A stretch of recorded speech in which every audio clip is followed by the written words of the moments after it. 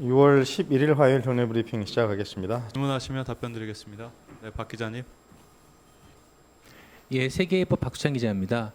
방금 전에 그 보도가 나왔는데 북한군이 지난 9일 군사분계선을 단순 침범했다가 돌아갔다라고 되어 있었는데, 이게 북한군이 군사분계선을 침범한 사례가 전에도 있긴 했지만 그 최근까지는 잘 들리지 않았었거든요. 그리고 이게 하필 그 시점도 굉장히 공교로운 시점이고, 왜냐하면 오물풍선이 이제 그 전날 밤부터 살포가 됐던 상황이기 때문에 시점이 굉장히 공교롭다면 공교롭다고 할 수도 있을 것 같습니다.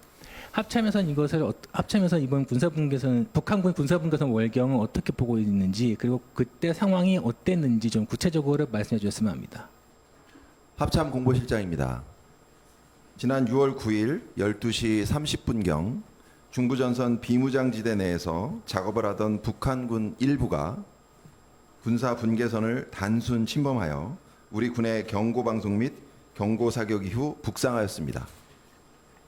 우리 군의 경고사격 후 북한군이 즉각 북상한 것 외에는 현재까지 특이 동향은 없습니다.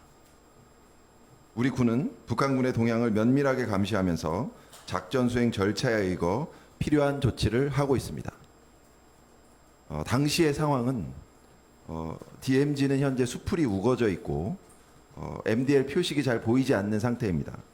따라서 길도 없는 상태이고 그 수풀을 헤치고 움직이는 상태였고, MDL에 근접하기 전부터 저희가 관측을 하고 있었습니다. 또 우리가 경고 방송 및 경고 사격을 한 이후에 즉시 북상한 것으로 보아서 그러한 침범할 의도는 없었던 것으로 평가하고 있습니다. 예, 머니투데이 김인환입니다. 그 질문 많으실 것 같으니까 짧게 좀 여쭤볼게요. 북한군 침범 규모하고 경고 사격 횟수, 이게 뭐 국민들 불안이 좀 커질 것 같은데 최소한의 정보 좀 확인 좀 부탁드리고요. 단순 침범이라고 지금 정의하신 배경이 좀 어떤 근거로 그 말씀을 하시는 건지 좀 구체적으로 말씀 주시면 조금 더 도움이 될 것 같고요.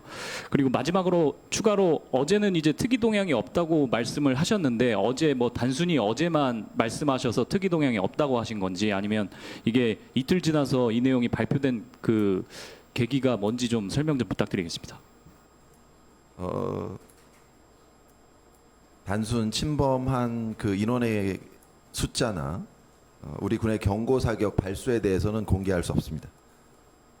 북한군의 의도가 그렇다고 말씀드린 것은 당시 상황을 설명해 드린 것이고요. 그 특이 동향이 없다는 것은 그때 이후로 지금까지 없다는 말씀입니다. 혹시 네, 구밀일보 박준상입니다. 혹시 그 해당 병사들이 무장을 한 상태였는지 여부도 확인해 주실 수 있나요? 작업 도구를 들고 이동하던 인원이 다수였습니다. 예, 그러니까 그 작업 도구 들고 가는데 무장이 일부 좀 돼 있었던 건가요? 그것 좀 확인 부탁드리겠습니다. 네, 일부는 뭐 그런 것을 가지고 있었던 것으로 알고 있습니다.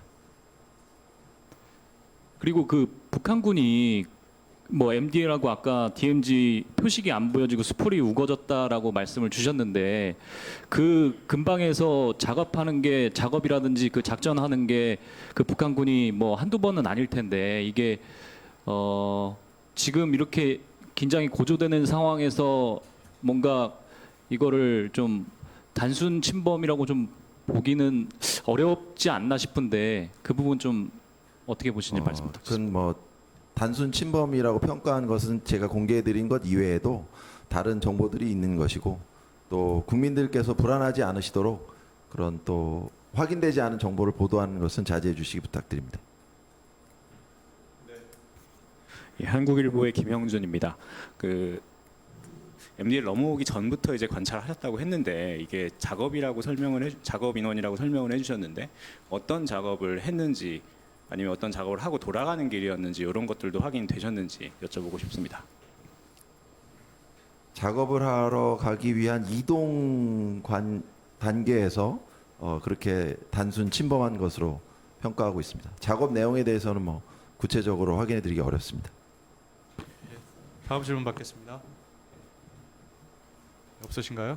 네, 오늘 브리핑 마치겠습니다.